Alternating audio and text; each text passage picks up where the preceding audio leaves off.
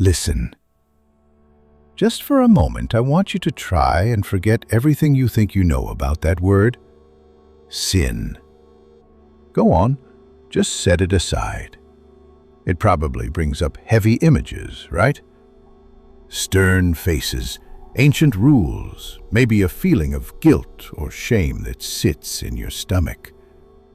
It feels like a relic from another time, a tool for control, something to make us feel bad about being human. But what if we've gotten it all backwards? What if this concept, one of the oldest we have, wasn't invented to punish us, but to protect us?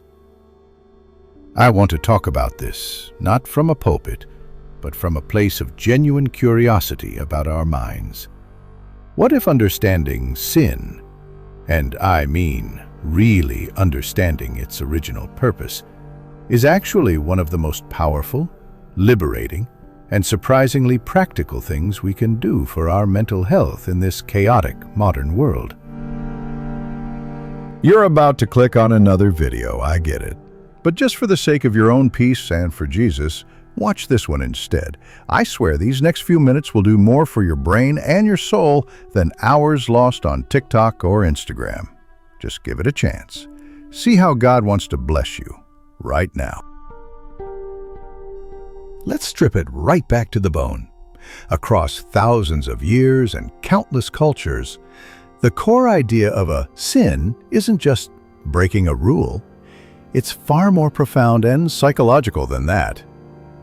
At its heart, a sin is an action that causes harm. It's that simple. It harms other people. It harms yourself. It damages your connection to your community, your sense of purpose, or your own inner peace. Think about the classic examples: lying, stealing, coveting, acting out of wrath or greed. Every single one of these, when you really look at it, is a recipe for immediate, tangible, psychological misery. Lying doesn't just break a commandment. It forces you to live in a constant state of low-grade fear and cognitive dissonance, anxiously maintaining a fiction. That's exhausting for your brain. Stealing isn't just a crime against someone else. It's an act that, if you have any conscience at all, will poison your self-image and make you see yourself as a thief. These aren't arbitrary celestial crimes. They are warnings. They are an ancient collective wisdom passed down through generations that says, hey, we've noticed, every single time a human being goes down this specific path, it ends in internal wreckage. Don't go this way. And this is where it gets fascinating for your mental health. Your brain is not designed to thrive in chaos. It's a prediction engine. It craves order, patterns, and a sense of safety to function optimally. Anxiety at its core is often the fear of an unpredictable future or the shame of an unsettled past. Now, imagine having a deeply internalized, personal moral compass. This isn't about fearing hell, it's about understanding cause and effect on a soul-deep level. This compass gives you a map. It clearly marks the cliffs and the swamps, the actions that lead to psychological pain. This path, the one called envy, will make you feel small and bitter. This one, wrath, will burn down your relationships and leave you alone in the ashes. When you have that map, you are free. You're not being controlled, you're being informed.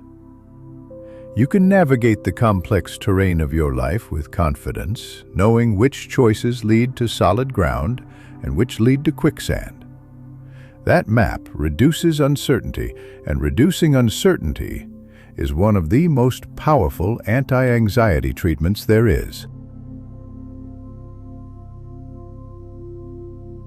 Listen, let's make this incredibly concrete.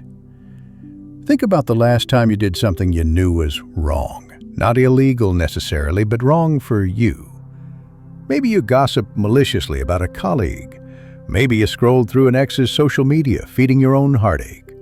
Maybe you lashed out at someone you love over something small. Recall the aftermath. Was there a feeling of calm, of peace, of self-respect? Of course not.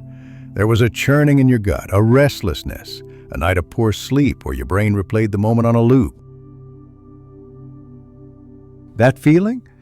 That's your own psyche's immune system kicking in. That's your built-in biological moral alarm system screaming, "Warning! You have acted against your own values. You have caused harm. This is creating internal conflict. That guilt isn't a curse. It's a data point. It's invaluable feedback. Ignoring it is like ignoring the pain of a sprained ankle and continuing to run on it. You're just causing more damage.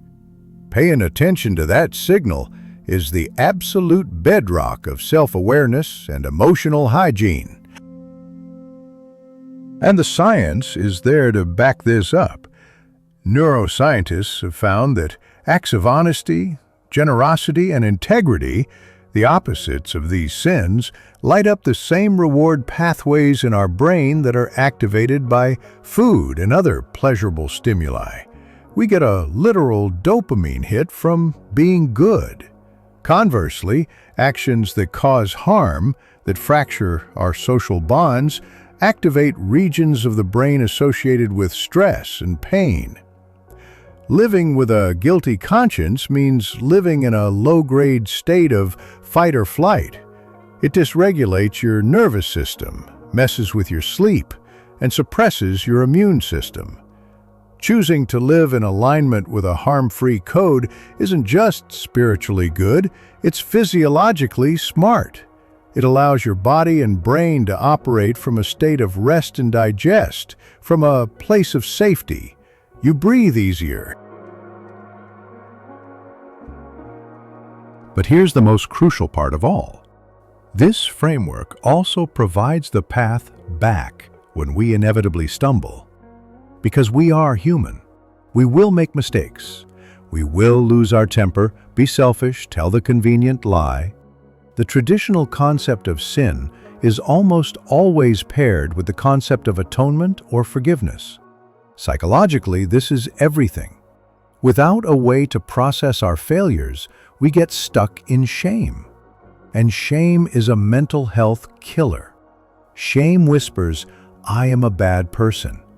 It's a static, toxic identity. But understanding you committed a harmful act allows you to say, "I did a bad thing. I can acknowledge the harm, I can make amends where possible, I can learn from it, I can forgive myself and recommit to my values." This process is the difference between being paralyzed by your failures and being educated by them. It builds resilience. It allows you to integrate your mistakes into your story without letting them define you. So let's reframe this completely. This isn't about accepting a list of rules from an external authority. It's about doing the brave internal work of discovering what truly causes harm in your life and the lives of others, and then using that knowledge to build your own personal code. It's about developing a sensitive conscience, not a guilty one. A conscience that acts like a skilled guide, gently nudging you away from the paths that lead to your own suffering and toward the choices that lead to authentic confidence, deep connection, and real, lasting peace of mind. That internal map, born from the ancient wisdom of what not to do, is perhaps one of the most powerful and overlooked tools we have for building a mentally healthy, resilient, and truly happy life. It's not a cage, it's the key.